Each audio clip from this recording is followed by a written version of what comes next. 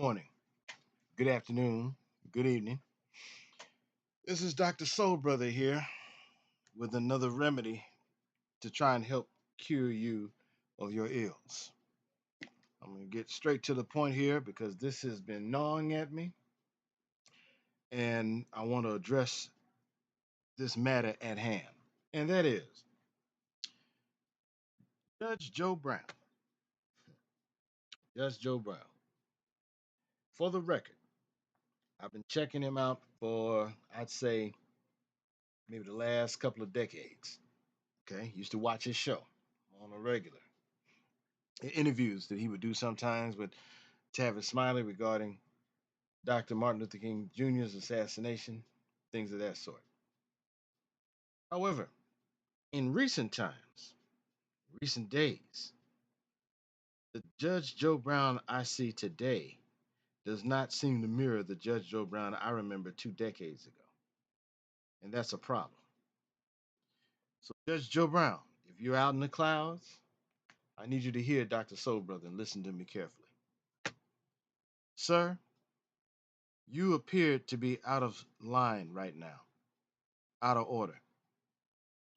Um, we know that you were born in Washington, D.C., but grew up in the Crenshaw district of Los Angeles, graduating from Dorsey High School.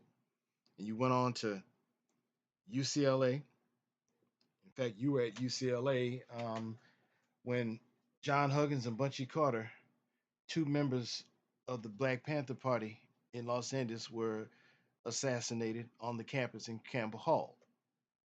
I understand you were active in the movement back in the day. In fact, if anybody gets a copy of the UCLA Daily Bruin, dated January 9th, 1969, this was right before Bunchy and John were assassinated. You'll see a picture of a young black student um, delivering look like a fiery message. The article says black student condemns university conspiracy.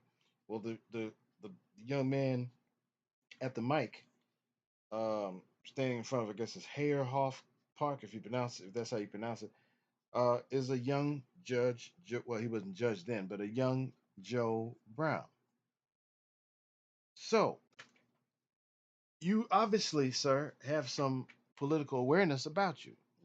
We get all that. But your recent attacks on Kamala Harris, we find highly problematic and very disappointing. Very problematic. And here's why. For you to go in and attack her, say as it relates to her racial identity, that's problematic, sir. You were born in the late 1940s, which means by the late 1960s, you were a young adult. You came of age during the civil rights movement, during the burgeoning Black Power movement. You were on the scene when we were going from Negro to Black. You, sir, were there at that time. You were on UCLA campus when, as Black students were coming in, one of the requests was Black um, cooks, and you all were being fed soul food. Soul food. Um, so you were here, there on the campus, that is, and in the Los Angeles community when there was this Black is Beautiful. You were there. You were right there. You were part of the Black Student Union. So you were around when it was understood what an ethnicity is, what a racial identity is, and what a nationality is. So you mean to tell me, sir, you're familiar with General Colin Powell, with Sidney Poitier, with Harry Belafonte, with Esther Rolle, with some other ones who were born here but have roots, let's say, in the Caribbean. And it was understood that they were Black American. The only distinction is that of lineage. And yet, you at this stage and age, you in your mid to late 70s now, and you don't get it. You come out of that generation, but this is inexcusable. You were right there when all this was happening. You were right there, sir. You were right there. You know, you weren't a part of this organization, but you were there on the scene when Vice President Kamala Harris's father, Jamaican, an Afro Jamaican, black man from Jamaica, who was a part of the Afro American Association up in the Bay Area. And again, it was understood. Yeah, he's a black man from Jamaica, but he's a black person, nevertheless, of African descent. You were there. You were on the scene when that was. You come out of that era and generation, but that was settled. That was understood and settled. And yet you have chosen, sir, to frankly talk out the side of your neck. There's no stop button with you. None. Um, since you come out of that era and generation, this is inexcusable. Inexcusable. And you're being petty right now.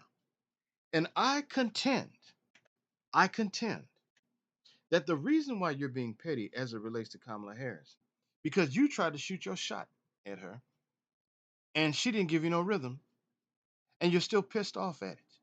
Is that what we're dealing with? Come on, Joe Brown, talk to me. Is that what we're dealing with? I would welcome you on my show to discuss this further. Or I will gladly come on your show with that sister there. I forget her name right now. You all know what I'm talking about. This is ridiculous. No, I think, and only you can answer this, or Vice President Harris could answer this. You were trying to holler at her, and she didn't give you no rhythm, and now you represent sour grapes. You were trying to holler at her, I believe, before Willie Brown, while she was with Willie Brown, or after. One of those three. Because this right here is irrational.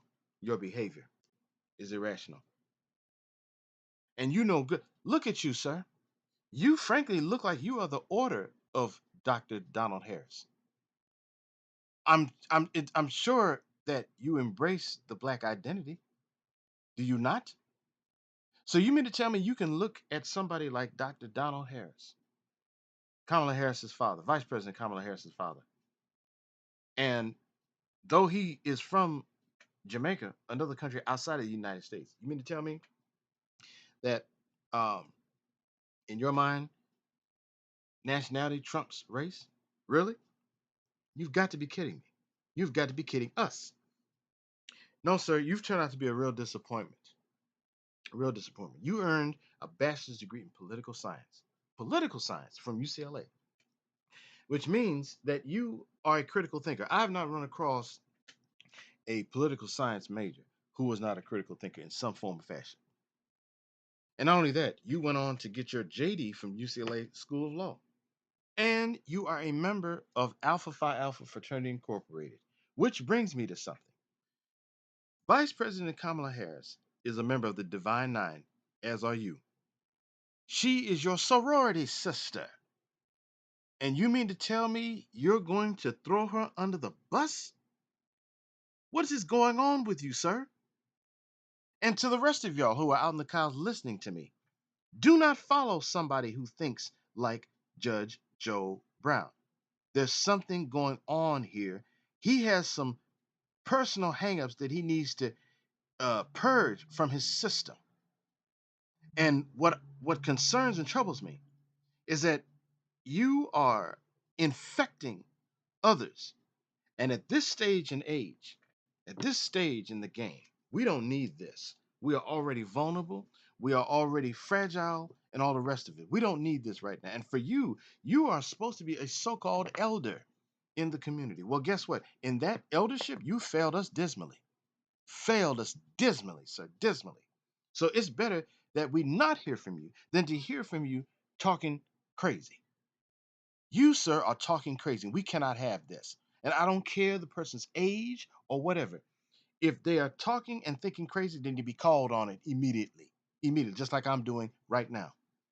No, no, we can't have this. We cannot have this. Period. Period. Mm-mm. No, no. There's something going on here. You're being downright petty. And the other thing is, you right now, as we speak, have chosen to be on the wrong side of history. Yeah, you're a disappointment, big time. So you went from Radical Joe to Cantankerous Joe.